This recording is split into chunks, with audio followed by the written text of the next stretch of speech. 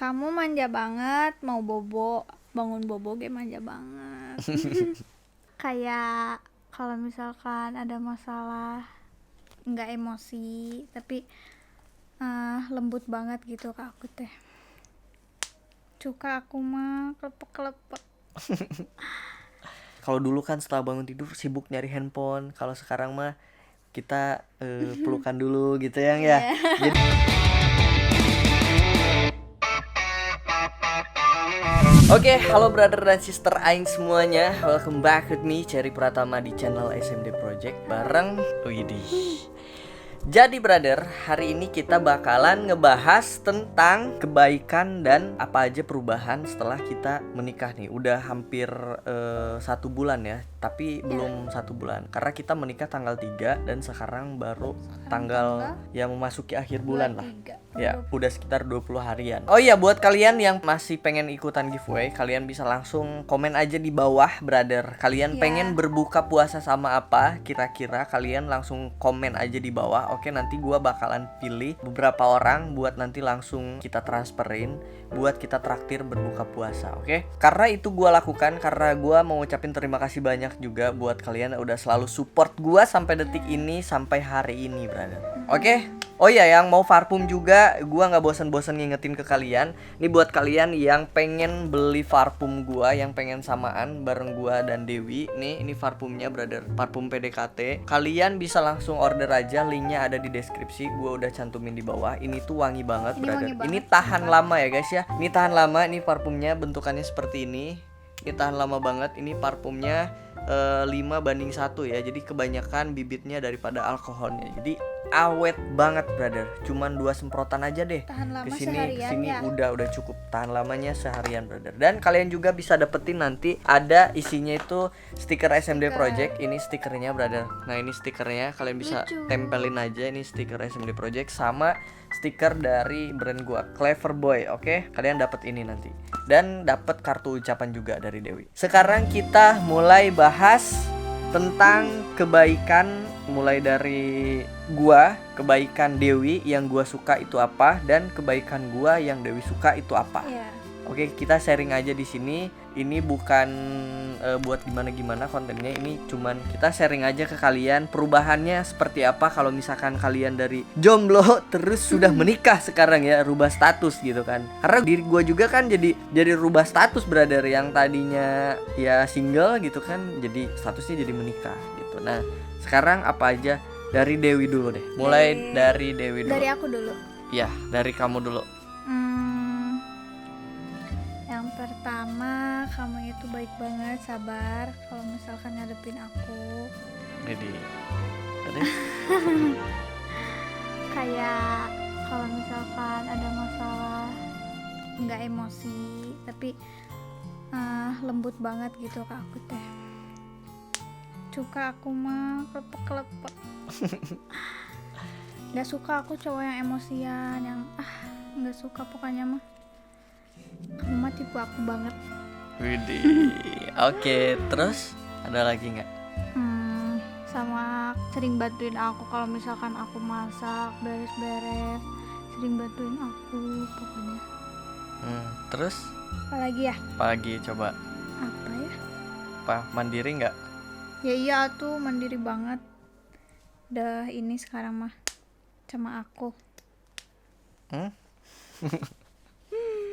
Jadi gua tambahin dikit, brother. Mungkin Dewi kurang ini ya, maksudnya ada beberapa tapi mungkin cara menyampaikannya agak kurang bisa, brother. Mungkin ya. Tapi bener nggak nih? Kayak misalkan aku selalu, misalkan apa yang kamu nggak bisa, aku selalu bisa ngelakuin gitu. Bener nggak? Iyalah. Bener ya? Kamu mah dari sebelum nikah juga gitu kan? Sudah bisa. Iya, karena itu mandiri ya, kemandirian gitu. Iya, kayak beres-beres gitu. Sebelum nikah juga udah beres-beres. Masak juga nggak?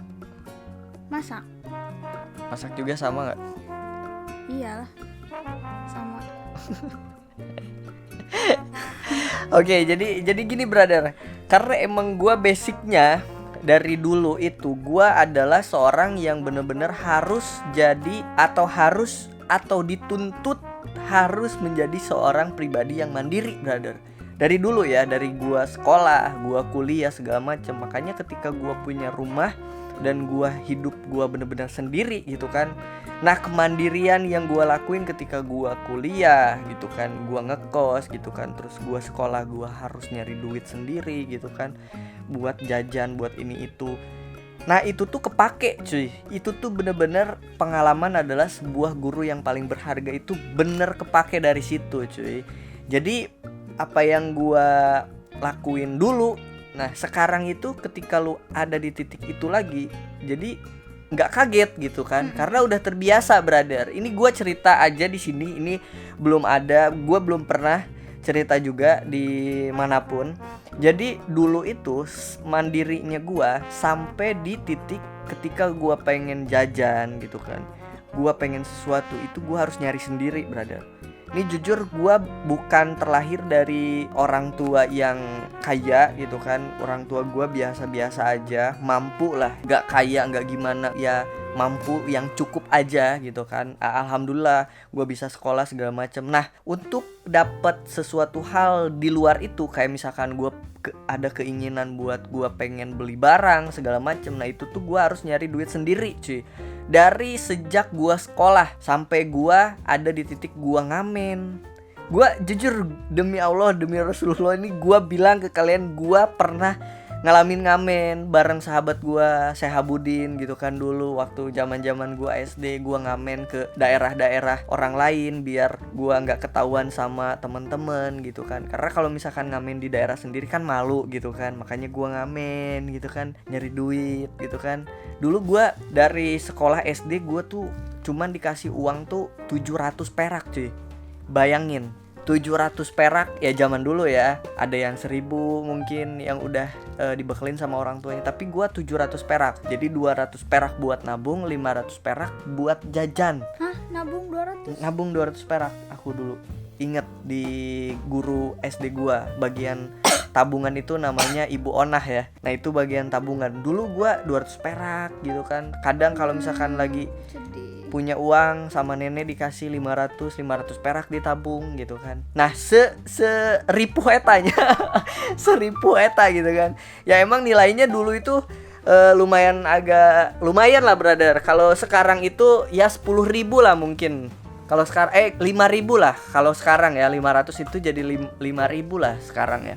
Nah, sampai ke di titik dimana gua pernah ngalamin gua nyari-nyari kayak rongsokan, barang-barang bekas kayak paku gitu kan. Terus botol-botol aqua gue kumpulin. Sumpah gue pernah ngalamin itu cuy. Sumpah gue pernah ngalamin di titik itu gitu. Jadi pengalaman itu ketika gue berada di titik susahnya bener-bener nyari uang itu seperti apa, dan alhamdulillah Allah kasih rejeki yang lebih dari cukup untuk saat ini gitu kan ke diri gua lebih menghargai apa yang udah gua dapat saat ini. Gua lebih menghargai uang. Gua nggak suka ngambur-ngamburin uang, gua nggak suka poya-poya, gua nggak suka beli barang sesuatu yang menurut gua kurang begitu berguna gitu kan. Gua menghindari hal-hal seperti itu gitu, karena gua tahu betapa susahnya mencari duit itu bagaimana gitu brother. Makanya gue lebih seneng investasi gitu kan. Gue beli barang sesuai dengan kebutuhan gue, yang emang biaya penyusutannya gak terlalu tinggi, tapi bisa lagi dijadiin, ya bisa dijadiin uang lagi gitu kan. Terus gue beli tanah, beli rumah segala macam. Jadi gue lebih suka investasi gitu kan. Dari pengalaman itu jadi belajar gitu kan. Nah, kalau Ayang apa? Ada nggak hal yang menjadi diri Ayang itu lebih mandiri itu? Apa? Ada nggak kira-kira? Apa ya? Nggak ada sih, aku mah cuman pengen lebih mandiri aja, nggak mau ngerepotin orang tua. Jadi aku kerja di sana di Bandung sendiri.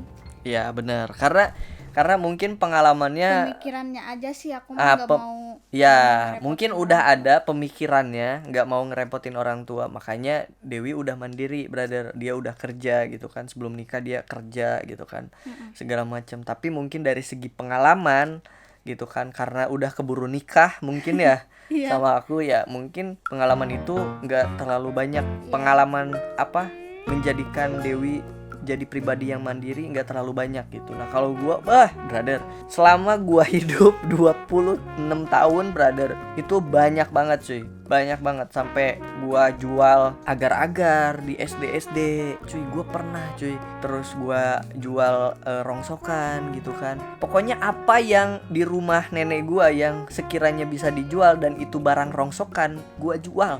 Kayak sepeda aja yang gak kepake gue jadiin duit sih, gue jual karena itu udah jadi barang rongsok ya. Sepeda kumbang yang dulu gue pernah punya itu dijual dijadiin duit gitu kan, karena pengen sesuatu. Sampai di titik gue kuliah juga sama gitu.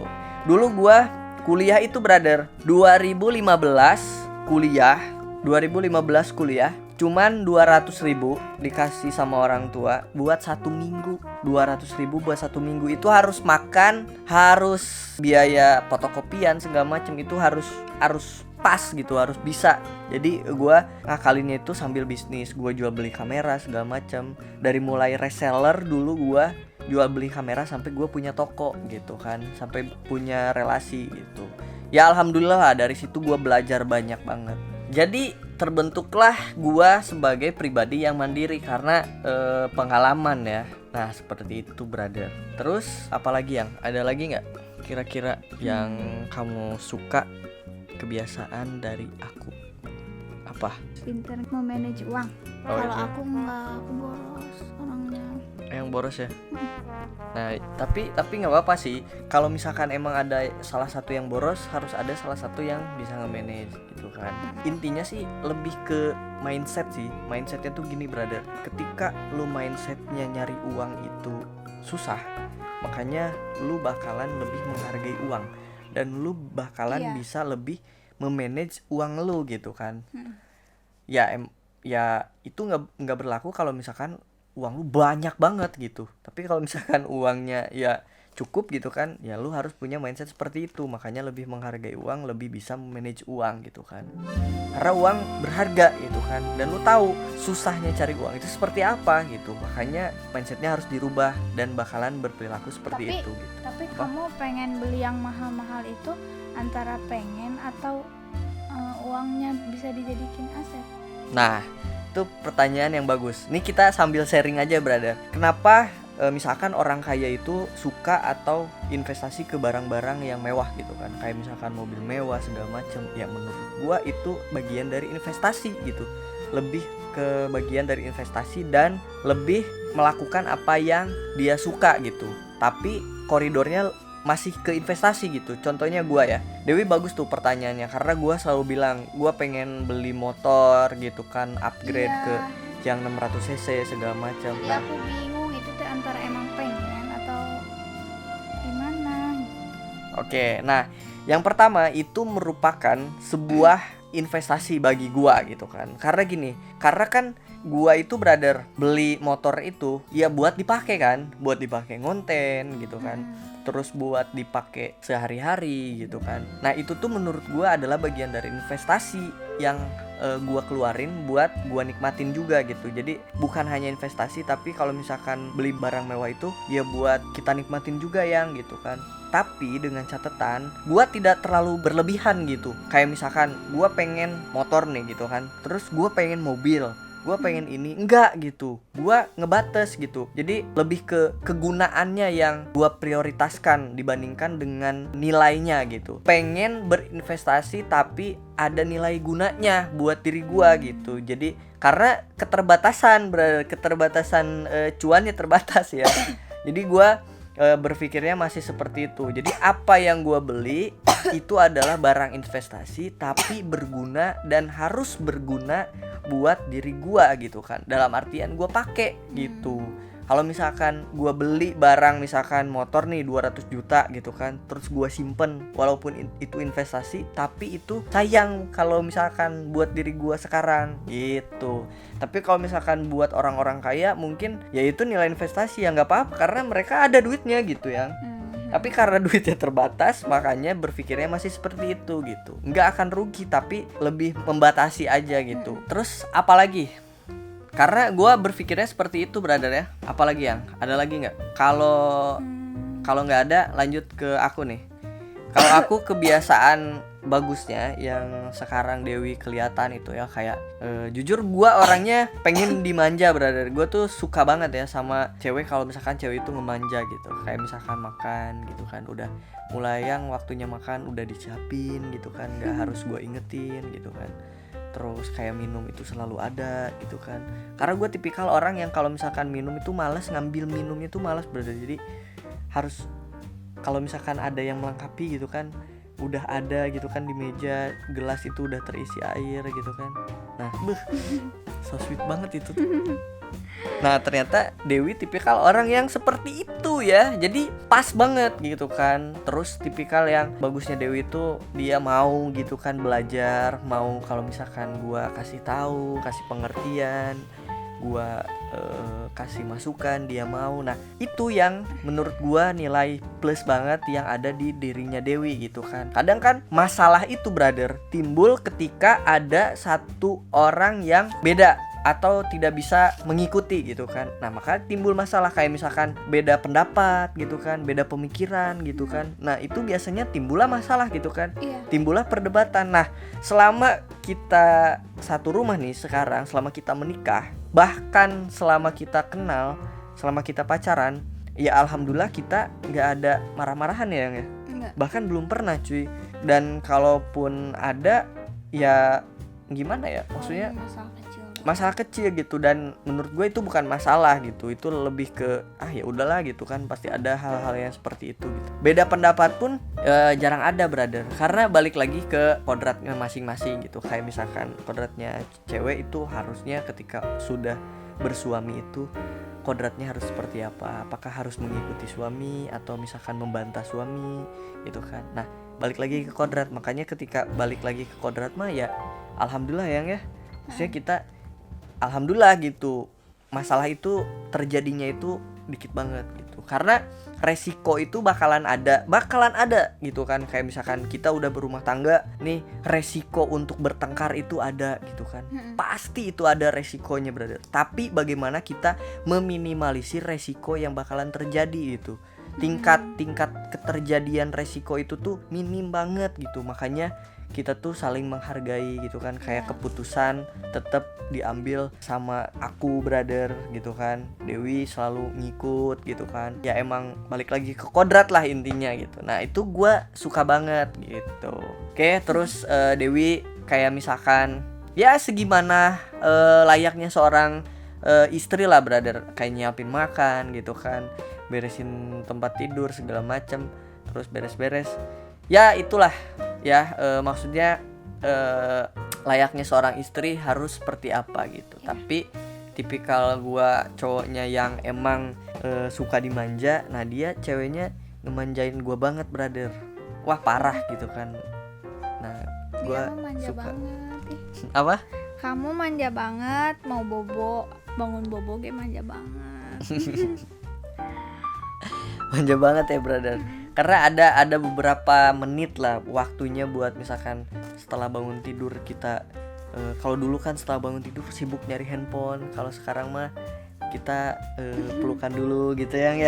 Jadi hal-hal yang seperti itu brother yang menurut gua ternyata setelah menikah tuh indahnya menikah, enak banget gitu kan. Mau tidur biasanya scroll Instagram, scroll TikTok, sekarang mah meluk gitu kan, tiba-tiba tidur gitu kan. Iya kita jarang main HP ya.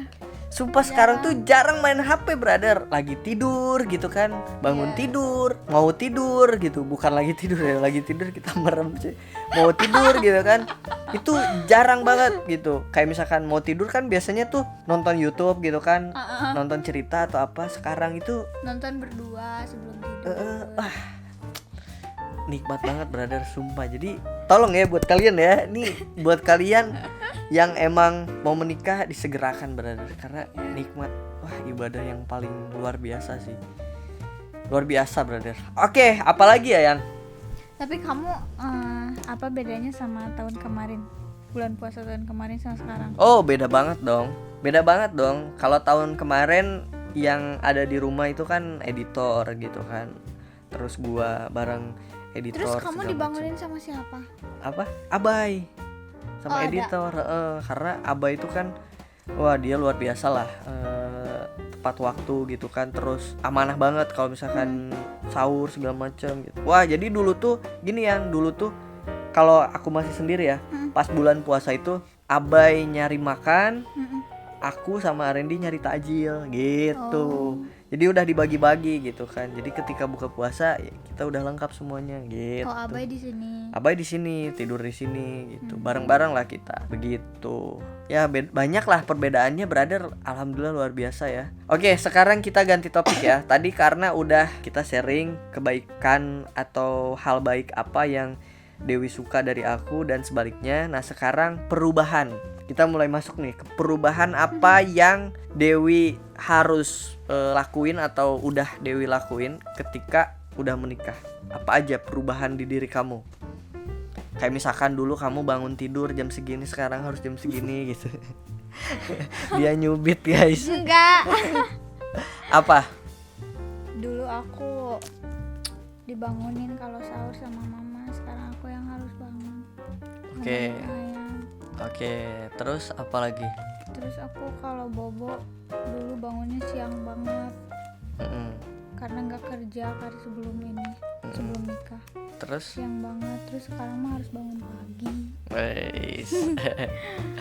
Jadi Apalagi ya? ya mungkin hal-hal basic ya, hal-hal basic kehidupan lah yang berubah gitu kan. Kayak ya gua harus mementingkan bukan hanya diri gua, brother, tapi harus mementingkan kebahagiaan istri juga gitu kan. Kayak misalkan nih contoh kecil nih perubahan ya. Ketika gua keluar malam gitu kan, gua nggak bisa terlalu lama nih sekarang nih karena ada istri di rumah gitu kan. Jadi gua memikirkan kasihan istri di rumah sendiri gitu kan. Jadi itulah yang jadi pengerem ya. Bukan Dewi melarang ya, bukan gitu kan. Dewi membiarkan, tapi diri guanya sendiri yang memikirkan hal itu gitu. Kayak misalkan aduh kasihan sendirian malam-malam gitu. Kalau misalkan siang-siang mah oke lah, nggak apa-apa gitu kan. Tapi kalau malam gua udah nggak terlalu bisa nih gitu kan. Jadi kumpul-kumpul paling nyampe jam 9 gitu kan, nyampe jam 10 lah paling malam gitu, brother.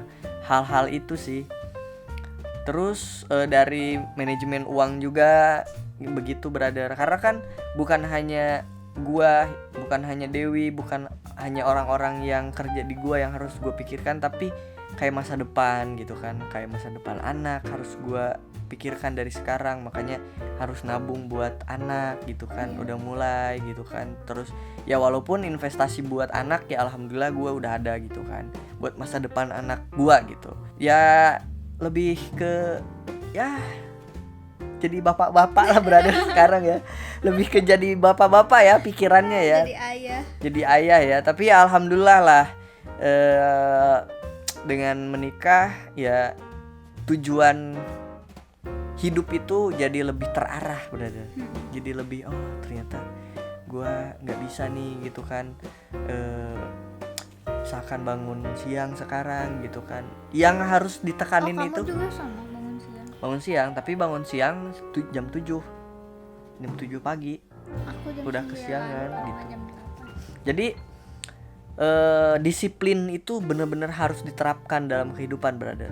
Karena contohnya gini, gua mungkin sekarang nih, gua kalau misalkan nggak disiplin, gua bikin konten, gua bikin video buat kalian gitu kan, buat nemenin kalian, ya mungkin gua bisa aja jarang-jarang atau bolong-bolong uploadnya gitu kan.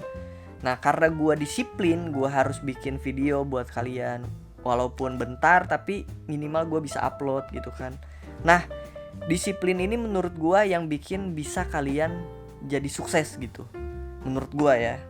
Karena kayak motivasi gitu kan, kita dengerin motivasi dari orang sekarang, wah kita harus semangat, harus begini. Sorenya kita scroll TikTok lagi gitu kan, maksudnya tuh kita ngopi lagi gitu, leha-leha lagi gitu kan.